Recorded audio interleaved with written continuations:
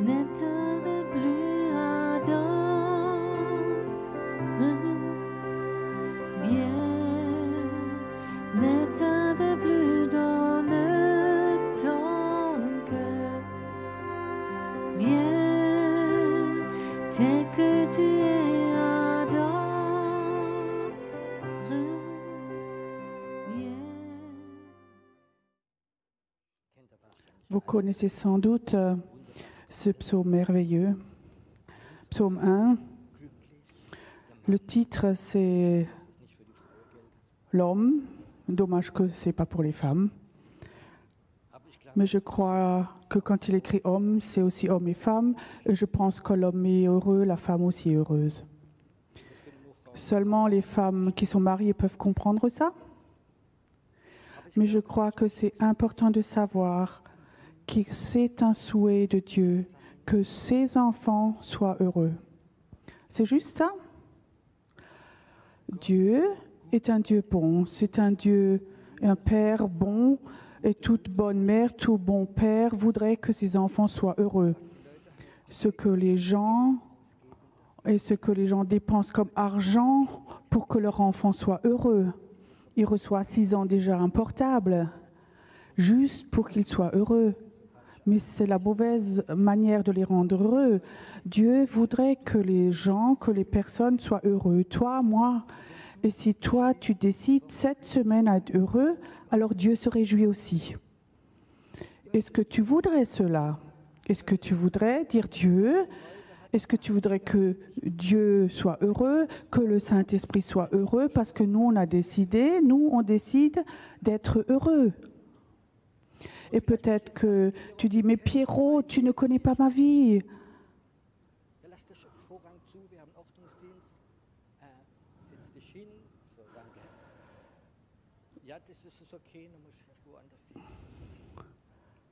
Tu sais, Dieu voudrait que nous soyons heureux. Et il y a des gens qui disent, oui, mais tu ne connais pas ma vie, mes circonstances.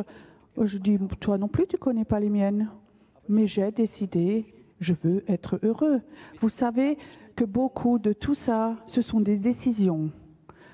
Les gens disent, oh, dans la louange, j'attends jusqu'à ce que j'ai les sentiments pour louer Dieu. David dit dans son psaume, à son âme, viens, on adore, on loue l'Éternel. Il décide d'adorer l'Éternel, de louer l'Éternel.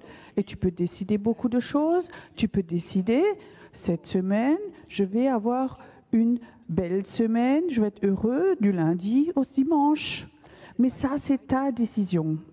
Si toi, tu dis non, non, moi, je voudrais que les autres aient un peu compassion de moi, alors je ne peux pas être heureux, aller chez quelqu'un et compassion de moi. Tu n'as pas besoin de compassion.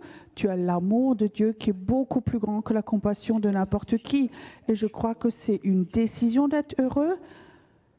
Et si toi, tu dis, il n'y a pas une raison, si, il y a toujours une raison. Tu as un Dieu qui t'a sauvé, qui t'a pardonné tes péchés, qui a donné son Fils, tu as un avenir, tu es un enfant de Dieu, tu es sauvé.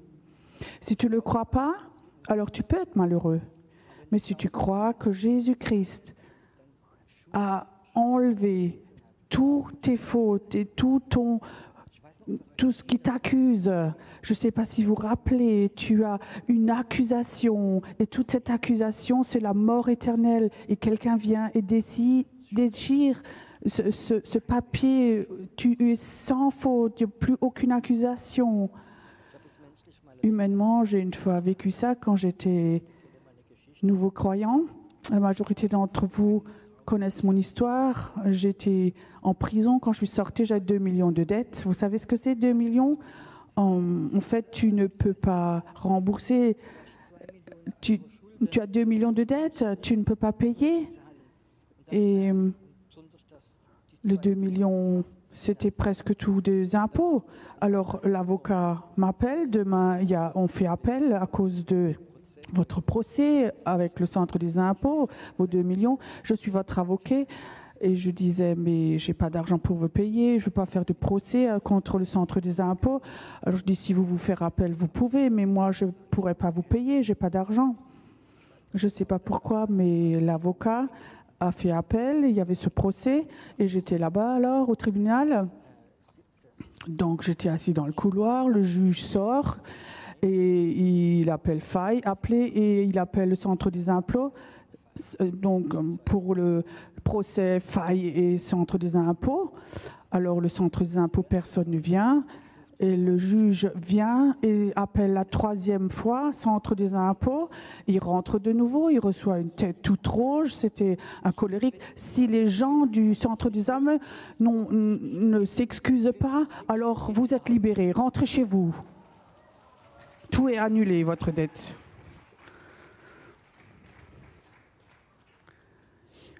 Moi, je sors de cette salle du tribunal et l'avocat me dit en 20 ans, j'ai jamais vécu ça. Tu sais ce qui s'enlève des épaules, tu sais que toute ta vie, il faut que tu payes des dettes, il faut que tu payes, il n'y aura jamais de fin, tu auras toujours des dettes et tout d'un coup tu sors de cette salle et une parole de ce juge, tu es libre maintenant. C'était parti. Plusieurs années plus tard, j'ai eu le cancer. Et le pronostic n'était pas bon. J'avais un rendez-vous à l'hôpital. Et dans cet hôpital, j'écourte un peu. J'étais dans les toilettes. Il y a un miracle qui s'est fait. Et j'arrive de nouveau chez la médecin. Et elle palpe. Et la tumeur n'était plus là. Elle dit, vous n'avez plus de tumeur. Et je dis, ah, si, regardez. Là, il y a les radios. Et ils ont refait un scanner. Et je sors. Et il n'y avait plus rien.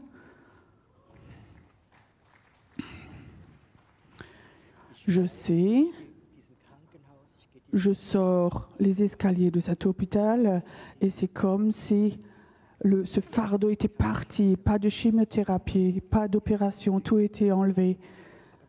Mais ma vraie dette, celui qui m'a pardonné mes péchés, ça c'est Jésus qui m'a enlevé. Et ça c'est autre chose. Et je peux te dire, c'est une joie d'être libéré par le sang de Jésus. C'est la chose la plus grande qui existe. Et parfois, nous l'oublions. Parfois, humainement, on oublie. On dit, Seigneur, je suis tellement déçu, je voudrais tellement. Ou quand je roulais trop vite, que ce PV ne vienne pas, et maintenant qu'il soit annulé. Et maintenant, je suis dépressif. C'est comme venu ce PV. La vraie accusation, c'est lui qui a déchiré. Et ça, parfois, on l'oublie. Et ça, c'est une raison pour être heureux. Tu comprends? Satan n'a aucun droit à ta vie. Tu n'as pas besoin de payer pour les fautes que tu as faites dans le passé. Jésus a payé pour toi. Tu es sauvé, tu es heureux. Ton nom est écrit dans le livre de la vie. Tu es un Dieu qui pardonne, qui a la grâce et qui t'accepte comme tu es. C'est un Dieu qui a un avenir pour toi, pour ta vie éternelle. Tu sais, tous les dimanches matins, il faudrait qu'on aille dans la rue, à l'église, il faudrait qu'il y ait une lumière au-dessus de nous. Il faudrait que cette joie, qu'on la rayonne. Quelle image a le monde des chrétiens, tu comprends? Est-ce que tu crois que les incroyants disent « Oh, les chrétiens qui vont à l'église là-bas, c'est les gens les plus heureux du monde ?» Et je crois que c'est important. Dieu voudrait qu'on soit heureux. Alors il dit aussi dans ce psaume 1, dans l'Ancien Testament, « Celui qui ne suit pas les conseils des méchants, qui ne s'arrête pas sur la voie des pécheurs, qui ne s'assied pas en compagnie des moqueurs, mais qui trouve son plaisir dans la loi de l'Éternel. Celui qui n'est pas dans la compagnie des moqueurs, des pécheurs. »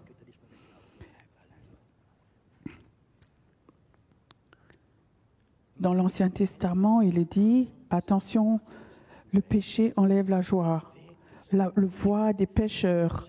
Et sans doute, il y a beaucoup de pasteurs, tu as entendu beaucoup de prédications sur la voie des pécheurs, tout ce qu'il y a comme péché pour les chrétiens. Et comme ça, on peut remplir tous les week-ends avec la voie des pécheurs. Mais je voudrais parler d'un autre chemin, celui du Nouveau Testament, celui écrit dans Romains 5,5. L'amour de Dieu est au travers du Saint-Esprit rentré dans ton cœur.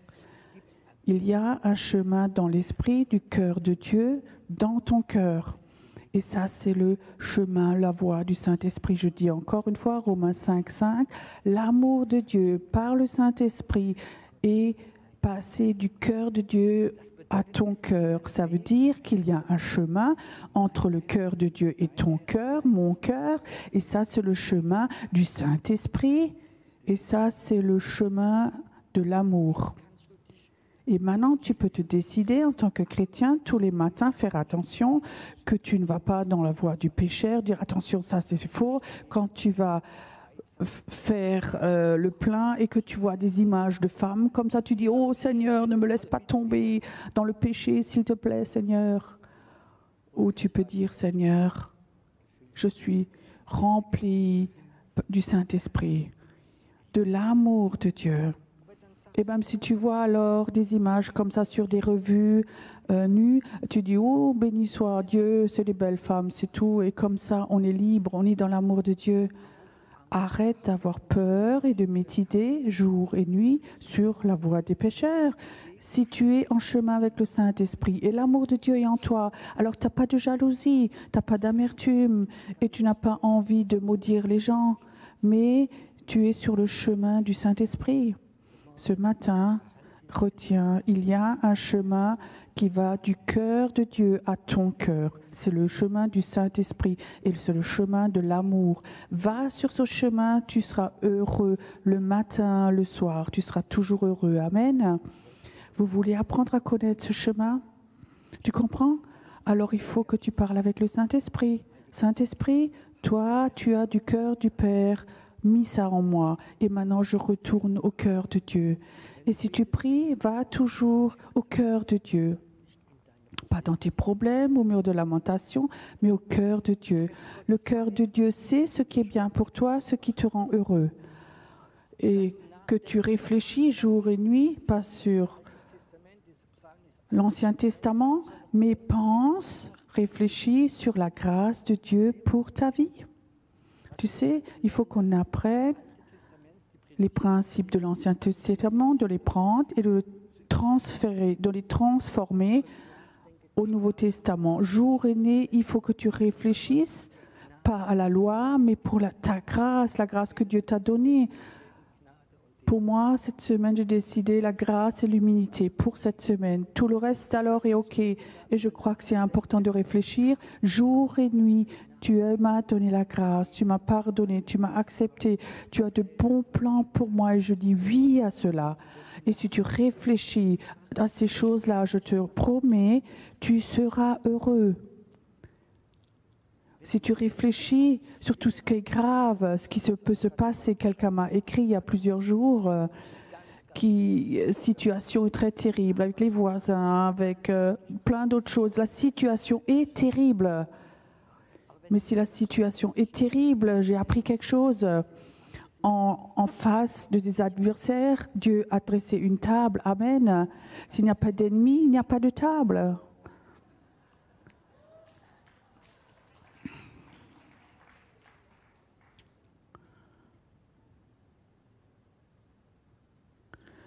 Et je vais écrire à cette sœur, je vais dire, si tu ne supportes pas et tu ne crois pas qu'en face de tes adversaires, tu as une table, alors déménage, pars de cette situation, mais tu peux rester, même si tu as beaucoup d'ennemis. Alors Dieu a dressé une table devant toi, tu peux te réjouir. Et si certains parlent négatif, ta famille, tes voisins, alors réjouis-toi. Il y a une table qui est dressée devant toi et il faut qu'on apprenne à se réjouir à propos des promesses de Dieu. Et si toi, tu te réjouis, et les voisins voient cela, quand ils t'embêtent, alors ils vont arrêter. Et si qu'ils voient, et qu'ils te piquent et tout, et qu'ils voient que tu es écrit, alors ils vont continuer. Moi, j'ai de l'expérience parce que là où j'habitais avant, l'avant-dernier déménagement, mon voisin, c'était un prêtre occulte. À Pâques, à vendredi de Pâques, il avait toujours accroché des poulets morts dans son garage. C'était un homme très, très occulte, un prêtre occulte, et il faisait toujours du stress. Avant chaque culte, il venait, il sonnait. C'était vraiment une personne provocative. Et un jour, c'était vraiment extrême.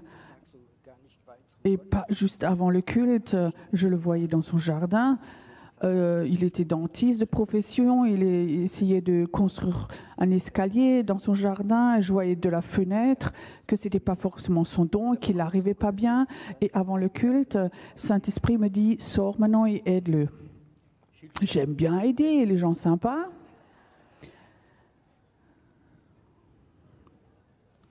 Et je dis « Seigneur, dans 10 minutes, il faut que je m'habille, il faut que j'aille au culte ». Alors je savais, ok Seigneur, je discute pas. Je vais dans ce garage, j'avais comme ça une règle à niveau, comme ça. Et pour l'aider à faire ça, je rentre dans le garage, je vais chez lui. Bonjour voisin, est-ce que je peux t'aider? Je te donne cet outil pour faire l'escalier. Il me regarde et je remarquais que tous ces démons perdaient leur puissance. Je remarquais comme spirituellement, à l'intérieur, c'est comme un sac qui s'effondrait. Alors, je l'ai aidé quelques minutes, je lui ai laissé cette règle. Et à partir de ce jour, c'était fini. Toutes ces agressions, ces attaques étaient terminées. Et je crois que c'est quelque chose qu'on doit de nouveau chercher, d'être heureux. Mon fils, le plus jeune, quand il était à l'école, et c'était même connu à Heidelberg, la première fois à l'école, ils avaient créé une nouvelle matière. Et un professeur avait créé ça, et cette matière s'appelait « Être heureux ». Et c'était sa matière préférée. Et il apprenait aux enfants d'être heureux, combien c'est important. Et personne sur la Terre, dans l'univers, n'a de raison plus grande d'être heureux que nous, enfants de Dieu, qui nous sommes sauvés. L'ennemi va toujours essayer de nous enlever notre joie et de l'autre côté, de nous emmener vers le mur de lamentation. Le mur de lamentation, c'est à Jérusalem, c'est bon, c'est pour les caméras, pour les Juifs qui puissent aller, mais pour nous, dans le Nouveau Testament, on ne va pas au mur de lamentation, on peut aller faire des photos, oui, mais dans notre vie, il ne faut pas être devant le mur de lamentation, mais il faut être dans la cour intérieure et extérieure et adorer Dieu. Ce n'est pas important devant ce mur de lamentation, mais c'est être une décision, être heureux. Être heureux. Et c'est dans le psaume 1, tout ça. Il est comme un arbre planté près d'un courant d'eau qui donne son fruit en sa saison et dont le feuillage ne se flétrit point. Tout ce qu'il fait lui réussit. Tout ce que tu fais va te réussir. Ça, c'est une promesse de Dieu. Dieu veut qu'on ait du succès. Ça ne vient pas de la rentabilité, mais de la reconnaissance, de la grâce. Dieu voudrait que tu aies du succès et il sait très bien combien de succès tu peux supporter. Chaque personne a un niveau maximum où il sait que s'il va au-dessus, ce succès va se transformer en orgueil. Et Dieu ne voudrait pas ça. Mais plus tu es reconnaissant, plus la mesure va monter. Si tu es une personne reconnaissante et dans ton cœur tu es reconnaissant, alors cette mesure d'orgueil va devenir très haute. Mais si dans ta vie tu es toujours amer, tu es toujours déçu, tu veux toujours démontrer quelque chose, alors un tout petit peu de succès va te rendre orgueilleux. Et je crois que c'est une des raisons les plus importantes. Beaucoup de chrétiens n'ont pas de succès parce que Dieu ne voudrait pas t'avoir au mur de lamentation, mais aux endroits où tu es reconnaissant. Apprends à nouveau à être reconnaissant. Tu vas être comme un arbre planté. Et tu seras un arbre et alors tu auras du succès et tu vas porter du fruit au bon moment. Le fruit, porter du fruit, qu'est-ce que ça veut donc dire? Vous connaissez tous, vous allez tous dans l'église, vous connaissez, donc on est tous poussés à porter du fruit. Il faut évangéliser, faire de la diligence, il faut sacrifier, offrir, il faut donner, il faut faire, porter du fruit qu'on transpire. Tu sais, le fruit, c'est le fruit de l'esprit.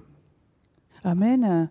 Le fruit, c'est le fruit de l'esprit, ça veut dire tu ne peux pas produire de fruits. Ça ne va pas. Si tu essayes de convertir les gens, au début, quand je suis nouvelle convertie, je viens du monde des affaires et alors on a eu cette pensée de rentabilité. Je voulais convertir les gens. Tu comprends, avec le marteau. J'avais une sœur, enfin j'ai une sœur à Strasbourg. Et je voulais absolument qu'elle apprenne à connaître Jésus. J'ai une nouvelle convertie, il fallait que je fasse un plan et je savais que ma sœur était très religieuse, liée à une secte. Et je ne vais jamais arriver à l'emmener si je l'invite. Alors j'ai décidé avec ma femme, j'ai fait un plan, on va la surprendre. Alors on est allé là-bas. Il y avait une oratrice très très connue dans l'église protestante, elle était baptisée du Saint-Esprit, et je dis si j'arrive à emmener ma sœur là-bas, elle va se convertir. Mais comment est-ce qu'on va arriver à l'emmener là-bas? Alors je dis à ma femme, on va faire une surprise, on va à 8h moins 5 là-bas, on sonne, on lui met le menton et on l'emmène. Un peu comme presque un kidnapping en fait. J'étais sans doute plus d'1 an plus chez elle, on sonne. Et ma sœur, oh Pierrot, c'est beau que tu sois. Et on lui met le manteau et on l'emmène. Qu'est-ce qui se passe? Qu'est-ce qui se passe? Surprise, surprise, réjouis-toi, réjouis-toi. On l'a mis dans la voiture et on l'a emmené. Quand elle a vu où elle était, la surprise était grande. Et je savais, Pierrot, lui veut produire du fruit. Les fruits dans ta vie sont des fruits de l'esprit. Si pas le chemin du pécheur, mais si ce chemin de l'amour de Dieu entre toi et Dieu, les fruits vont venir. Et quand j'étais nouveau converti, mon épouse et moi, on était là à cet hôtel en bas, Tel Harim, c'était il y a 32 ans. 33 ans déjà. On avait fait quelques jours de vacances, on était nouveau convertis, on avait notre fille la plus jeune avec nous. Et on a rencontré une femme là-bas, elle avait aussi un enfant de même âge que ma fille. Bien sûr, je voulais tout de suite évangéliser. On lui a raconté, et on savait quand on rentre à la maison, en Francfort, il y a une conférence de feu. Et si j'emmène cette femme chez Reinhard Bonke, alors elle va se convertir. Et quelque part, elle habitait vers Darmstadt. Vraiment, je l'ai même cherchée. Je me suis donné de la peine et je l'ai emmenée à cette conférence. J'avais réservé une place dans la 2e rangée avec un manteau. Et maintenant, elle va se convertir. Mais là-bas, tout a marché de travers quand on est revenu. Et quand on est allé là-bas, ils ont enlevé le manteau dans la 2e rangée pour réserver, ils l'ont mis par terre et tout le monde s'est assis là-bas. Donc parfois, c'est une façon de faire qui n'est pas très sympa. Après 10 minutes, elle est partie. Elle a dit, c'est le club des fous, ça ne m'intéresse pas. Je voulais de nouveau convertir quelqu'un maintenant. Mais cette femme, quelque part, nous aimait. Elle téléphone avec mon épouse et ma femme avait l'idée de l'inviter dimanche pour manger. Et moi, je n'ai plus rien à voir à faire avec elle. Elle a rejeté Reinhard Bonke. Avec ce genre de personnes, je ne voulais plus rien avoir à faire. Mais mon épouse l'avait invitée. Et alors, elle est venue pour le repas de midi. Je lui ai quand même dit bonjour. Donc, on était là à table. Je voulais commencer à manger. Alors, la femme dit... vous êtes donc croyant, vous pouvez prier, ça ne me gêne pas. Alors j'ai fait une prière de repas, tout simple. Elle commence à pleurer. Et le Saint-Esprit l'a touchée. Et là, avant le repas, elle s'est convertie. Ça, c'est le fruit du Saint-Esprit. Ce n'était pas Pierrot. Mais à ce moment, quand je faisais une prière pour manger avant, et le Saint-Esprit descend, et elle a donné sa vie à Jésus, là. C'était pas un bon cœur ou tout ce plan que moi j'avais fait, mais c'était le fruit du Saint-Esprit. Si tu es heureux et tu trouves de nouveau ce chemin vers le cœur de Dieu, alors je te promets quelque chose. Tu vas porter beaucoup de fruits avant que tu fasses des efforts. C'est tellement beau. Tu sais, il y a tellement de chrétiens stressés, il y a tellement de pasteurs stressés, tellement de programmes stressants pour faire grandir les églises. Mais est-ce que ça, c'est les fruits du Saint-Esprit? Ça, c'est la question. Les fruits du Saint-Esprit, c'est quand tu es dans le cœur de Dieu. Il y a parfois des idées, des pensées de Dieu qui viennent et tu fais simplement et tu es ébloui, ébahi. Combien de gens sont touchés par tout ça? Il y a 15 ans peut-être, le Seigneur m'a parlé, Pierrot, j'aimerais que toi, tu fasses une école prophétique en Israël. Et je disais, Seigneur, j'appartiens pas à cette catégorie de personnes qui se promènent avec des drapeaux juifs et Alléluia et tout ça. Et je dis, Seigneur, qu'est-ce que je dois faire en Israël? Personne ne me connaît. Qui va donc aller avec? Dieu a dit, fais. Alors, je fais une annonce avec un petit billet, école de prophète en Israël. C'était un temps où la Taube n'était pas connue, pas du tout connue. Et il y avait 100 personnes qui sont venues avec. 100 personnes se sont inscrites à cette première école de prophète en Israël. Et alors, le dernier jour, Dieu m'a parlé, demande maintenant les gens combien d'entre eux sont là, mais ils n'avaient pas l'argent lorsque le tract était apparu pour le voyage. 80% des personnes, on a reçu donc cette publicité pour cette école de prophètes. On savait on doit s'inscrire malgré qu'on n'avait pas d'argent. Tous, on a reçu l'argent. Ça, c'est le fruit du Saint-Esprit.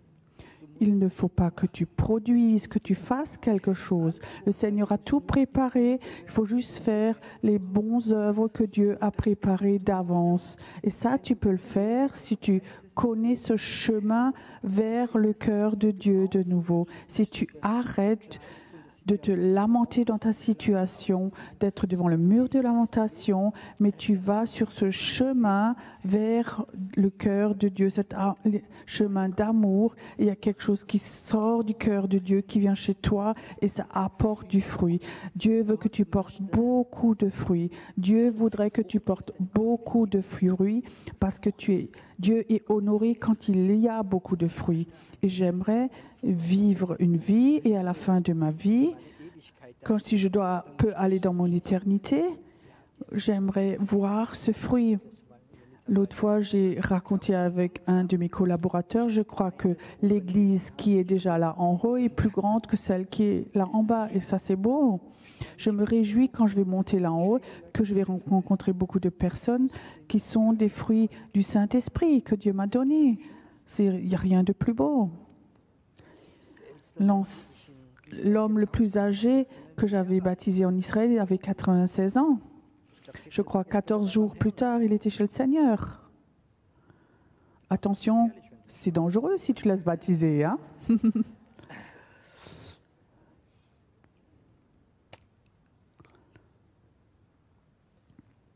J'ai un souhait. Que toi, tu décides ce matin, ou quand tu entends ce message sur YouTube, que tu décides d'être heureux. Tu comprends? Tout ce qui te rend malheureux, tu le coupes. Parfois, c'est des petites choses qui rendent notre vie amère. J'essaie toujours de voir des choses dans l'esprit et d'expliquer dans l'esprit. Je crois, vous croyez tous aux démons, hein, c'est juste? C'est tout calme maintenant.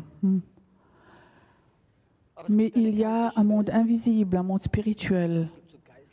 Et il y a comme ça des sangsues spirituels.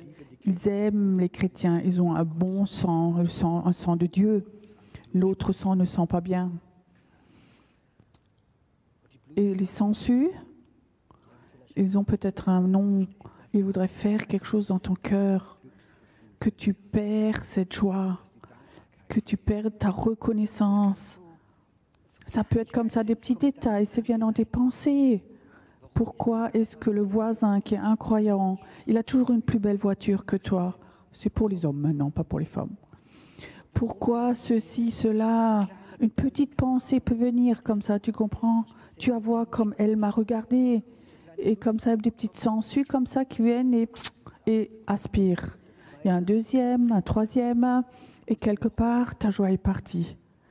Et quand ta joie est perdue, tout ce que tu fais ne va plus réussir, mais l'inverse va se faire. Tu es né de nouveau, un chrétien, tu as malheur sur malheur dans ta vie. Alors tu as besoin de cure d'âme, un pasteur et tout, et ce n'est rien d'autre que des sangsues qui sont venus s'accrocher à toi. Et est-ce qu'il faut maintenant que ça se passe maintenant, à cause de ça? Imagine que maintenant on pouvait arracher ces sangsues et on les jette dans le feu de Dieu.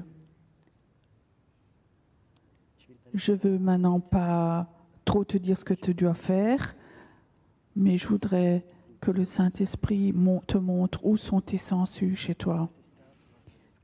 Qu'est-ce qui t'enlève cette joie? Parfois, il y a tellement de gens, si j'avais ceci, si j'étais comme ça.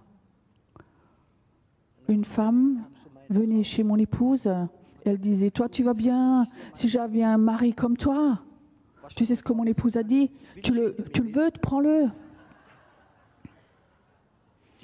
Elle ne m'a même pas demandé.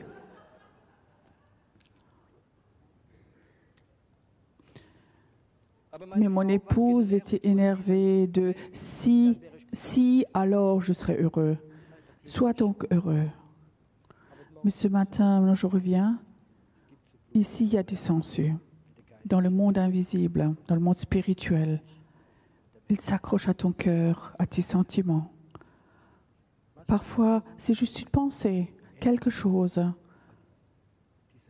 Et cette joie s'en va.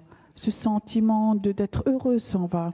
Alors tu es toujours encore chrétien, tu es sauvé encore, mais c'est difficile. Alors tu commences à ramer. Tu oublies d'être reconnaissant. Et tu vas voir, tu seras plus ce bel homme, tu vas faner, ce sera toujours pire. Alors ce matin, tu peux tourner ça et dire, Seigneur, j'ai compris. Ces sangsues, je les enlève de moi. Je ne veux plus les avoir. Je veux être un enfant de Dieu heureux. Père dans le ciel, je veux que toi, tu sois heureux si tu me regardes. Quand tu me regardes, malgré cela, je suis heureux, peu importe ce qui arrive. Et tu vas voir comme tout ce que tu fais va réussir, dans la mesure où toi, tu décides d'être heureux. Ce matin, j'aimerais que dans ton cœur, tu regardes quelles sangsues sont là chez toi et voudraient te rendre malheureux. Dans tes pensées, dans tes sentiments, dans la réalité. Si tu mettais dans une balance tout ce qui te rend malheureux et de l'autre côté tout ce que Jésus a fait pour toi, est-ce que celle de Jésus ne descendrait pas?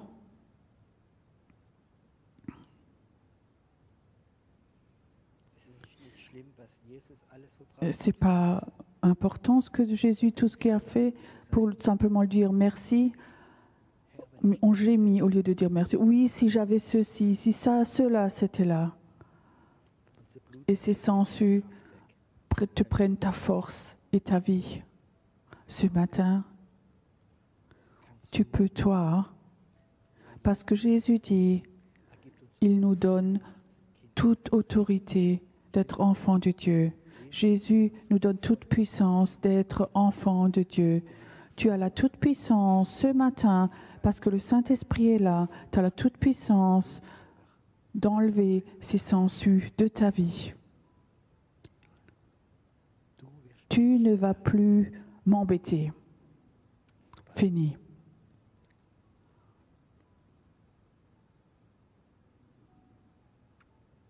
Le Saint-Esprit ne vient pas par des idées. Le Saint-Esprit vient au travers de ton cœur, tout au fond de toi. Tu sais, ce qui t'a maintenant irrité. Was dir die Glücksgefühle beraubt. Qu'est-ce qui t'a enlevé ta joie maintenant, ta force, ton succès? Ce matin, le Saint-Esprit est là. Vom Herzen Gottes zu deinem Herzen. Et si tu connais ce chemin, cette voie entre ton cœur et le cœur de Dieu, alors parle avec lui. Arrache cette sangsue. Je le jette dans le feu de Dieu, je l'amène à la croix. Toi, tu ne vas plus me prendre ma vie. Je décide d'être heureux toute la semaine. Et que si je rentre chez moi, je veux continuer à faire ceci. Je veux être un enfant de Dieu heureux, qui rend Dieu dans le ciel heureux. Saint-Esprit, je te remercie que tu es là ce matin. Que tu es là ce matin. Que tu es là. Que tu es bon. Je crois qu'on va avoir un temps de douce adoration. Et si tu es là, reste un moment dans la présence de Dieu, dans la prière. Et si tu es là et que tu as le besoin de venir devant, de t'agenouiller, de te coucher, pour dire, pour spirituellement, qu'on t'enlève les poux, tu peux le faire. Il y a de la place ici. Dieu te bénisse.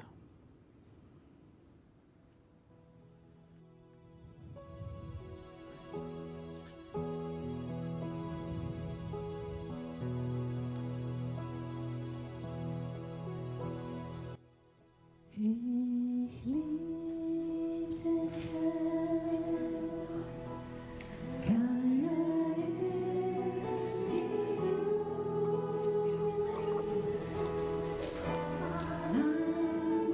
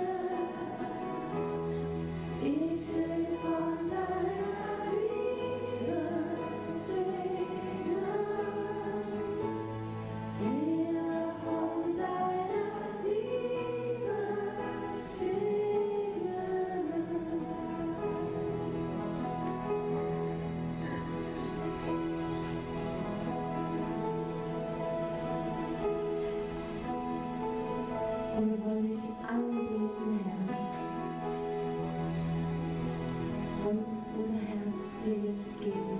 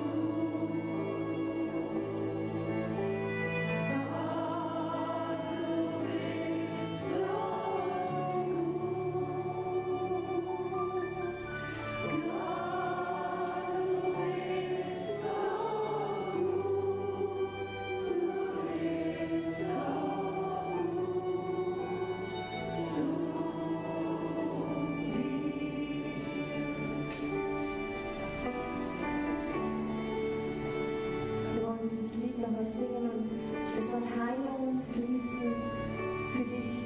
Jeder Tod soll in Leben umgewandelt werden, so wie wir es heute gehört haben.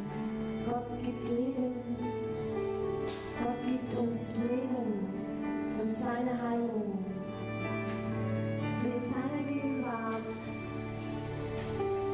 wollen wir sein. Dort sind wir frei. Er will, dass wir frei sind und ihn anbeten. Danke, Herr, dass wir glücklich sind in dir, dass du alle Gebrechen von uns nimmst, dass du Heilung schenkst